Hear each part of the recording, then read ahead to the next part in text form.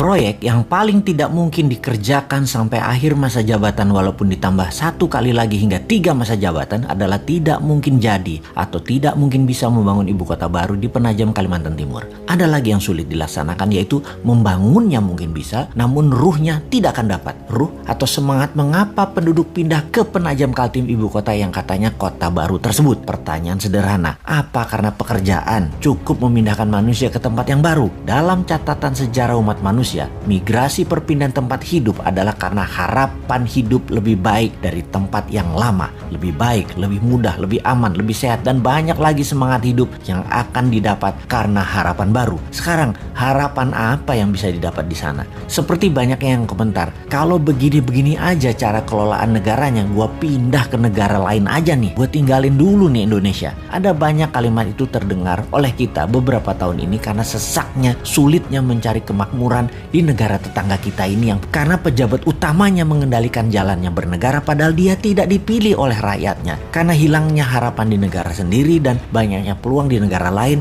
terutama karena lazy money. Itulah keinginan pindah ke tempat lain, menuju negara lain menjadi lebih banyak. Kemudian memindahkan orang sebanyak 5 juta ke ibu kota baru. Ini tidak mungkin cepat. Ini terjadi dalam kurun waktu yang lama. Paling cepat dalam 10 tahun. Itu pun harapan hidupnya harus menjanjikan 2 kali dari tempat tinggal yang lama dan dicapainya dengan waktu yang cepat. Kota ini bisa jadi kota mati, mangkrak. Membangun kota seperti real estate saja, Bintaro, BSD, Alam Sutra yang berdekatan dengan vibrantnya Jakarta memerlukan waktu lebih dari 15 tahun baru kerasa manfaatnya. Apalagi pusat pemerintahan, apalagi ibu kota. Asli nggak sederhana. Antar pulau lagi. Entah apa alasannya ngotot memindahkan ibu kota yang tidak punya sejarah nasionalnya, tidak ada sektor ekonominya, dan tidak ada sektor keamanannya sebagai wilayah terpenting, yaitu ibu kota. Pangkalan militer harusnya dibangun terlebih dahulu agar kalau ada serangan dari utara, dari Malaysia, Tiongkok, Filipina bisa diintercept oleh radar, peluru kendali, dan jet tempur yang pangkalannya harusnya di sekitar utara Penajam,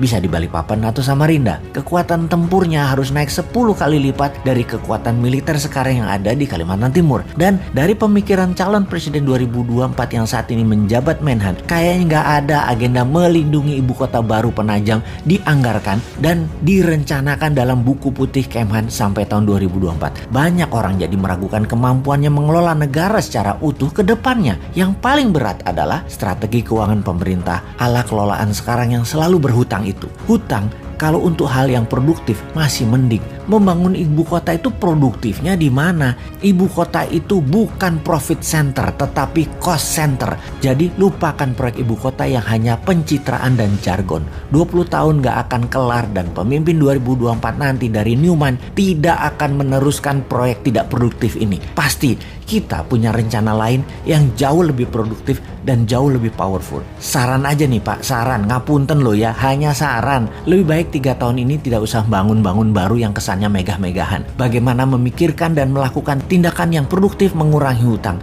yang selama 5 tahun kemarin hampir ngutang terus sebanyak 5.000 triliun, bisa lunas nanti di akhir masa jabatan. 3 tahun ke depan itu lunasi, biar pemimpin ke depan ringan menjalankan strategi bernegara untuk Indonesia menjadi negara superpower tahun 2045. Jangan minta jabatan 3 kali deh solusinya.